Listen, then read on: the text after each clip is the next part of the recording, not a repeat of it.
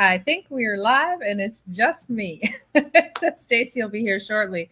But things happen, and that's why you got to be okay to go on by yourself. So it was really interesting. I had an interesting weekend because I was trying to relax and do not too much. And I ended up watching this movie. I don't know if you guys have seen it, Spirited, and it's the Will Ferrell and Ryan Reynolds, and it's a musical comedy. And it's basically it is Christmas Carol, and this is the newest version. And I'm a big musical fan, so I have no problem with it. Some people that I was watching with didn't really get it. They don't understand the whole bursting into song. I like it. That's probably why on my podcast I always used to start with singing, but even though I can't sing that well. But anyways, there's this great scene. So I want you guys, if you're watching it at all in the next little while, there's a great scene that they are traveling back to the time of Tiny Tim, I guess it is, in the original. And they break out into this song, and the phrase is "Good afternoon," and what it means is you use it instead of swearing. so all weekend since then, every time somebody makes me mad, and I usually swear because I do a bit of a potty mouth, I always say good afternoon. No one knows what I'm talking about. So that's my little joke. So if I go through this broadcast and say good afternoon, it's because I would rather be swearing. Good morning. Well, good afternoon. Good afternoon. That was a very, very funny scene. Like, there's so many great things about that movie. I can't even begin to tell you. No, so I was actually texting my daughter, and she was doing something that I was fed up with. And so at the end of our text conversation, I just said, good afternoon. And she got it because she watched it with me. Anyways, that's my new catchphrase. So you'll know that I'm not so happy when I say it. Good afternoon. When did you watch it, Stacey? Over the weekend. Yeah. Because I wanted to see it like... Who were you watching with somebody? Yes. Yeah, I was watching with... Well, actually, I was watching it with my younger son, and then halfway through, my older son came home, and so he started watching it, and we were just laughing. Like, it's just such a funny... Well, anything with Will Ferrell in is just funny. Right? Exactly. But I was watching with people who didn't like musicals, so they didn't get it. Well, it's going to be fun to see. Like, I remember, like, when Elf came out, it came out as a movie, etc., and then it came out as a musical, and now, like, Broadway productions, theater groups, all of that kind of stuff are doing it. So I love the fact that they actually did this, I assume, intentionally to be a musical. So this one is going to be, like, I'm literally looking at some of the scenes going, that is going to be fantastic on stage. I was thinking the same thing. It was just, I mean, it just made me laugh the whole time, but I can't, that one musical number I can't get out of my head. That's all I think about now, is because it's like to me, it was the best song. Actually, my daughter was watching with me, and she, and I was driving back home after I watched it, and she texted me. She shared the song from Apple Music just so I could listen to it going home. So, but I actually watched an interview yesterday with Ryan Reynolds, and he was talking about the movie, and he goes, so just imagine trying to sing a song. He goes, but I mean, I don't want to give too many spoilers, but like Will Ferrell and Ryan Reynolds are looking at each other like the entire time. He goes, it's not like we're side by side and I have to do my part and he has to do his. We're face to face. So therefore, I have to look at him. He goes, so the whole time I'm trying to sing my part, he's giving me faces. He's like, no, like shaking his head. He goes, I don't know how many takes we had to do because it was just so hard to get through one song because Will Ferrell was making jokes the entire time. It's like, I mean, that, like, you think about that, like, what a great way to have to go to work. You know what I mean? Where your biggest challenge is not to laugh. Right? I didn't have much sympathy, but he's like, you don't understand. But I mean, I think it's great. And there's a lesson in that, right? I mean, it's like your stress levels come way down when your biggest, challenge is like trying not to laugh, because laughing is really good for you and good for your cortisol levels and everything else. So, that's great. So we should try to start. And that's what we do try. We are always having fun, whatever we're doing. We're doing these Yep. lives, doing training. Even through our training, we're always laughing, even though it's serious stuff. But, you have to kind of make light of it and be in that phase, and it was interesting because I was working, one of my clients has a consultant working with them. And I wrote some things that, I try to stay within, guidelines, corporate branding, all that stuff, because I came from corporate. And what was interesting is, he did something, and rather than like say no problem because we're the client, right? He was pushing back. And I was like, hang on here. We're the client, right? And it's kind of like if you're running, if for those of you watching, a small business or whatever, a small business, a coaching, consulting, you're whoever pays the bill, that's the person that you're answering, right? That's the person Right. you have to. So, I mean, it just didn't make sense to me that somebody is, like, I don't know, like go to business school 101, right? But it's fascinating to me when people do that. So you really have to think about it. Like, don't argue with a client, right? Don't say, either not work with them but it's just an interesting thing. And I was kind of questioning, well, when's the last time that I pushed back on a client? And I know, and I remember, and Stacy, you probably know, and I just said, we don't want to work with this person if I have to push back, right? Because we don't do that. I mean, I would never do that. I've been, brought up in corporate America. I understand how to play the game. So if you are, then that's a serious problem. Now, if the person's pushing back because they just don't get it, it's their problem, not yours. But again, you have to decide, is this someone I want to work with? So, Ryan Reynolds wanted to work with Will Ferrell, obviously, right? So no issue. But you have to really sit there and go, do I really want to work with all these people, right? Is it good for me? Because there's a lot of people that you just go, you know what, not a good fit. You got to walk away. Yep, exactly. And I think there's two sides to that. Number one, the client. Number two, the consultant. Like, when we give our advice to a client, we're not doing it because, it's just wishy-washy. It's this, it's that. We're not making stuff up. We're not doing it by the seat of our pants. We know tried and true methods. So when the client pushes back and says, well, I don't want to do it that way, I want to do it this way, you're right. Then you have to make a choice. Like, that's not a good working relationship at all. No. Right. And that's fine. There's nothing wrong with that. But so when you're in the position where what works, and the client's the consultant's not giving you the right advice, and you know it because you've been there. Yeah, that's a challenge. So there's so many of them, but you have to really think about, when you get into that phase with any of your clients, whatever you're doing, whether it's, you own a retail store and, you're arguing with people. Some people come, I want to talk to the manager. I'm one of those people usually, but that's only to get, to get to the decision maker. But some people are just, not the kind of people you want in your store or in your restaurant or in your whatever, right? And you have to make that judgment call whether you're going to play the game or not. So it's kind of a slippery slope, but well, there's two different types of people, right? Like you and I talk about the fact that, yes, we want to go to a decision maker because we also know, this particular frontline person isn't necessarily the person that we need to talk to. We're not mean to them. We're not, cursing and swearing and telling them they're not doing their job properly, because there's that side.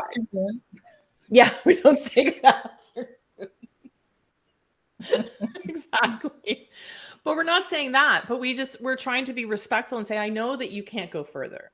That's why I need to speak to a supervisor, versus people who just want to kind of complain to that person. That's not going to get you anywhere. So there's so many ways. You're right. You have to play the game.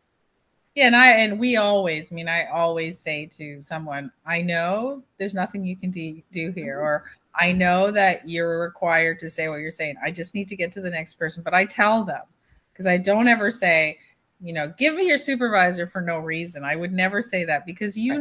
the person you're initially talking to is just, their hands are tied, they're reading their script. It's all they can do, right? And then so you don't want to make them feel bad, right? You just want to let them understand that where you have Exactly. to go. So, anyways, Exactly. enough of no. We didn't mean to complain today. No, but Just can I say the positive of that?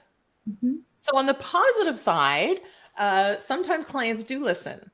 Yeah, And when you hire somebody for their yeah, expertise and they yeah, do listen and they get success, it yeah. becomes a success story.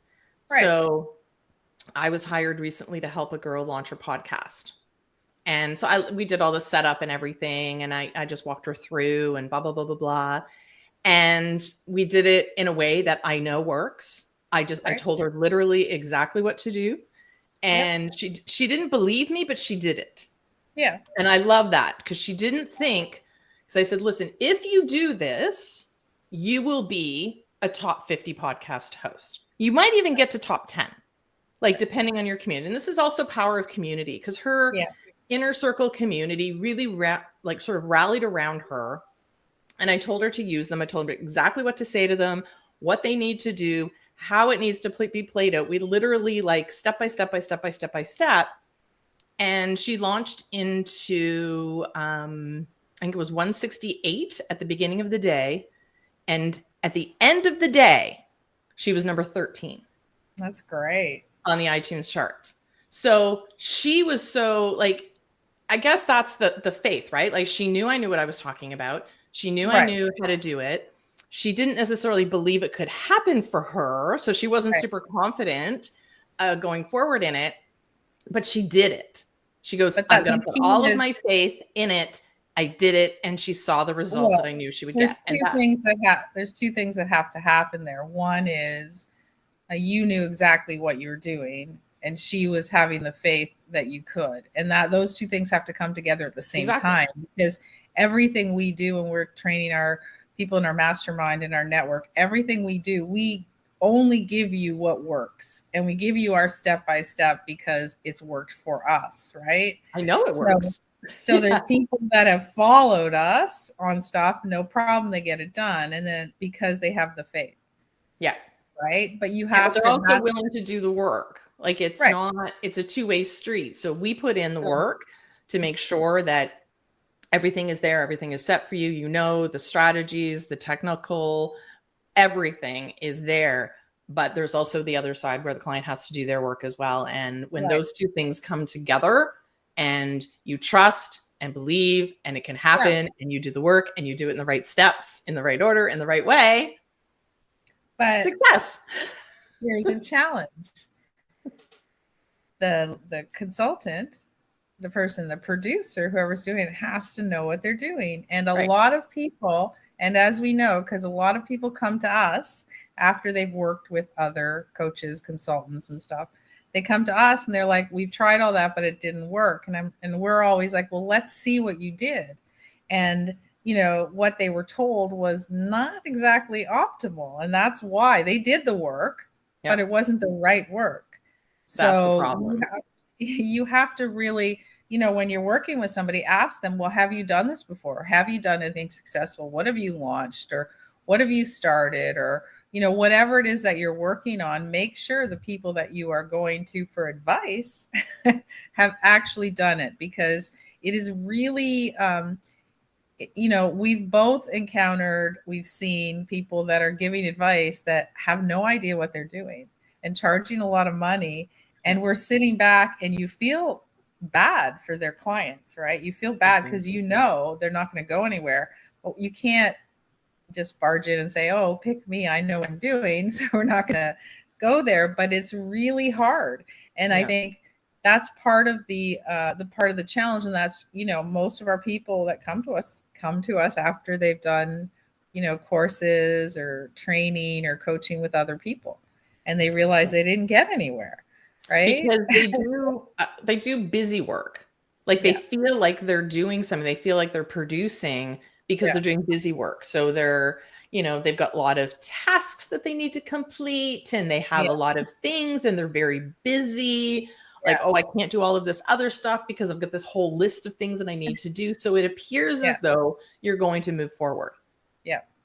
But busy work does not make you move forward. If you're not doing the right work, you might as well not do it at all. Right. Exactly. So, so if you're out there, make sure you understand if you want to do something, make sure you pick the right person before you pop down some money and go, it's not any different than, say I wanted to do a renovation in my house and you get 3 different quotes, right? And 2 of them show you things they've built and one of them doesn't. Like, so how do you know they can actually do what it is that I get it. Everyone needs their start, but smart people who start in business, if I was starting construction, I would build something for free just to be able to have that on my resume, right? To be able to say to somebody, here you go, this is what I just built. And then you have some, you're able to show from start to finish. Yes, I have experience, and that's the difference. So next time you're out there, think of, when you're hiring a coach or anyone else, well, what have you done? Who have you worked with? Show me what you've launched. Show me some of the stuff that you've done yourself personally. Then you're able to go, okay, but if somebody's like a hard push on something, but they have nothing to show you, then that's a big red flag, right? Well, I remember when we were getting our basement done, funny that you mentioned construction, because I had 3 quotes because that's what you're supposed to do. So 2 guys came in, they did their laser point. They went measure, and that was it. That's the only time they spent in my basement. We went upstairs, they gave me a quote, and I went, well, what about like any issues you're going to run into? Nope, this was your quote, this is done. And they did a really hard sell. Yeah. The 3rd guy comes in, he's actually the guy that does the work. So he actually looks and goes, well, actually, there's an issue here because of ducts. There's an issue, thing here. And we're walking through the entire basement. He's showing me things, how he's going to do it, why he would do things the way it is, and why he's quoting me the way it was. He ended up being cheaper.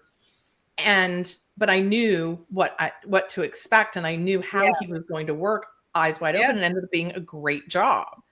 So again, people who are going to be in the trenches sort of with you and doing it rather than just pointing and selling. And then when it comes to actually doing the work, they don't know because they bring in other people. It's kind of like, going back to coaching and consulting. It's the same thing.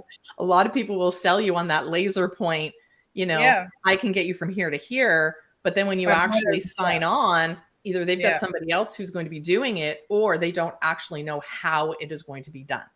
No. And that's fascinating to me because, everyone and I was asked this a while back, everyone knows to say, you're going to get from A to ZZ, right? Everyone knows, but nobody tells you those steps in between. And when we're, all our programs, like if you go to do the network, all our programs are listed. All our programs are very specific. We have a very clear roadmap that we share before you sign up, right? Here is what we're going to cover. Here is what you're going to end up at in every module. So you know exactly what we're going to do. We're not hiding any, there's no secrets. There's no shh, I can get you to where you want, but I can't tell you until you give me the check. We're like, no, this is where we're taking you. This is what we cover. We throw everything out there so people know what to expect, right? And then that way it is, there's no surprise. We tell them exactly what's happening. They know how much work's involved. That's the other problem, right? When you're dealing with a coach or a consultant, it's like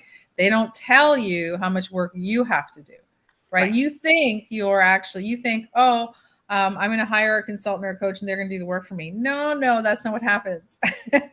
They tell you the strategy and they tell you how to get there. But at the end of the day, nobody can write certain things for you or do certain things for you, right? So when, you hire an architect, he does the plans, but he doesn't build the house, right? So it's the same kind of thing. So detailed plan, the architect will tell you exactly where everything goes, the plumbing, the wiring, the everything. So you've got a nice clean plan That's what we do, right? And exactly a step by step on how to build it, right? But at the end of the day, he's not the person building it. Exactly. So, Exactly. Yeah. And like you said, there's just certain things that, you want to make sure that it's in your voice. If you're writing yeah, something, I know people from different aspects of our past that we've coached, we've consulted with, yeah, whatever. They'll literally take information, like literally copy and paste it, like from our websites and our emails and stuff like that. And it's like, okay, great as a guide. yes. However, Doesn't sound doesn't like you. work like that. No. Still Yeah. has to be you, right? Still has Yeah. to be part of who you are. So anyways, it's an interesting, I don't know how we went on this topic today, probably because you left me by myself and then I just veer into whatever I want to talk about. That's okay. And I just wanted to share the success this girl had yesterday. And now I just saw a message pop up that now she's number 12. That's So awesome. it's a power of community as well. And I think that's what I like about what we're also building Yeah. with the network, is that power of community. So her Yeah. people, I just want to emphasize that again, really came together. So when you're part of something, it is bigger than you. Yeah. And the support that you get within a community or within a network or within a mastermind or whatever you're sort of being involved with, the people in there rally around each other. And, Yeah. yes, it's her community, but there's other communities that are also. So we really saw yesterday the power of community. And I think Yeah. that we've seen it time and time again, different people Right. having different impacts and stuff like that. And when you're sharing within a smaller community and different people engaging in the community and that kind of stuff, which is why, we're building what we're building it in a Right. different way so that you can not only have networking and a community and all of that kind of stuff, but you have all of these other different aspects of in-person and online and masterminds and cutting edge training and all of that kind of stuff. So you really do get the, all in one, because I Well, and think that then was the only challenge, was that, yes, she has a great community, but there's nothing past that. right. And I think, like, for example, one little tiny thing we do, because you're talking about podcasts in our community, is we have our visibility mastermind. And one of them is Stacy takes you from A to Z in terms of not only coming up with an idea, but actually launching a podcast, like everything that you need to do, from like where to do it, how to be successful, etc. That's a tiny little part of that mastermind in the whole scheme of the network. But what's interesting is when everyone in our network goes through those and starts launching, everyone in the network will be promoting it. Right? Everyone in the network will be pushing that button, subscribing, etc., because they want each other to succeed. And that's really what we wanted to get to. So whether it's, you're doing that or launching a YouTube channel, or any other help you need in your business, or whatever it is, you have an entire group of people that are going to help you along the way. And most of us as entrepreneurs, we go into our business because we do want to work on our own. Like, we want to be able to initially start our business. We're comfortable. That's what we want to do. But we don't realize, if you're just starting out, is you can take all these shortcuts, right, by being surrounded by a community who truly wants to help you. And there's nothing in it for them except the fact that they will help you be successful, because you in return will help them be successful, because that's what communities do. So we're really excited about it, because the people that are getting in on the ground floor, the founders, because we officially launch January 1, but there's like a founding member right now founding members that are coming in. But these founding members will be the first people. So they'll know everyone that comes in, right? And everyone will know them, because once a new member pops up, most people will go, "Hey, how are you? Welcome to the community," just because, they want to ensure that they know everyone that's coming in. So when you're in the first group of, 50, if you're in the first group of 50, in 2 years from now, we might have 3,000 members, right? Hard to know all those, but those first people will more than likely know almost every member that's coming in, because they'll have been there from the beginning. Kind of Exactly. cool, right? Exactly. Well, do you like to, when you go to an event, a bigger event, do you like to be one of the first people there, or do you like to come in sort of fashionably late? Yeah, so I don't go to a lot of events.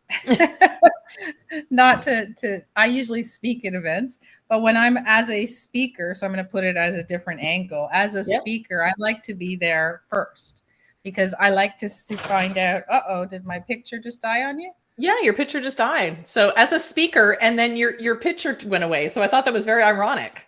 Well, isn't that weird because it says it's sharing. Oh, it's like, oh, I'm getting the spinning wheel. Hold on. Oh, good. Well, we can still hear you. So as a speaker, we have a circle There called we go. FB for Faye I don't Chapel. know. Yeah, so as a speaker, I like to be there. Let's see if this one works. I like to be there earlier, right? Because what Right. I want to do is I want to be able to go in and have people come and introduce myself. There we go.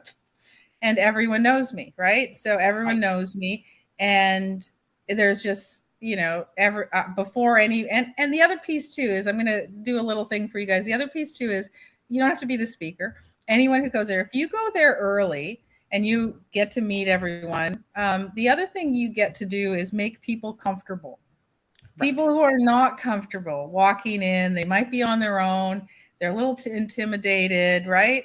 And so all of a sudden, I'm still not on it. All of a No. sudden, and it says I can see myself. Anyways, all of a sudden, you have the ability to tell them, oh, hey, don't, here I am, introduce yourself, let me introduce you to other people that happen to be here, that kind of thing, right? Because it is, I guess if you're good at it, it's kind of your responsibility. Yes. You know what I mean? That's how I feel anyway. What about you? Yeah, I'm the same way. I know from both sides. So as an attendee, I like to be one of the first ones there because again, as people come in, you Yep. can engage in conversation, that kind of stuff, welcome them, be part of it. And like you said, as that sort of rush comes in, it's a little bit more difficult. Right. So I do like that. As a speaker, I like to be there for the same reason. Yeah. I like to be there early and I like to meet people as they're coming in because I also engage with them from the stage. Right. Right. So I mention different people I've met or stories or something along those lines versus it's harder to do that when you're kind of rushing in Right. late. I remember one event that I spoke at and I actually came in late because my son was sick and couldn't get care and it was a long time ago, blah, blah, blah. A lot of issues later. But I did end up watching some of it online because I was able to reference some of those other pieces of the event that happened earlier on. So I think there's lots of benefits to being sort of that. There's a whole, reason why it's early bird gets the worm, right? Yep. So. Yeah, exactly. So yeah, so I mean, and it's kind of the same as you're in if you're coming into our network group, it's the same thing. If you're first there, new people are coming in and you're going to invite them. You're going, hey, welcome. And you've seen it. You've joined groups in the past online and they act the same way. There are always people that say, hey, welcome. I'm happy to meet, tell me a little bit about yourself. And then there's people that never say that. Right. But you don't know as a new member who you're going to remember. You're going to remember the person that reached out to you. Yep. You're going to remember what they do. So if you ever need them, right? If you ever need to recommend them, they are first in line. So lots of benefits. Don't ignore that opportunity. And, my biggest piece of advice for an entrepreneur, again, is simply surround yourself with people that can give you the shortcuts to make it easier for you in the long run. So you find a group. We'd love to have you at the network, but find your group and make sure that you join in.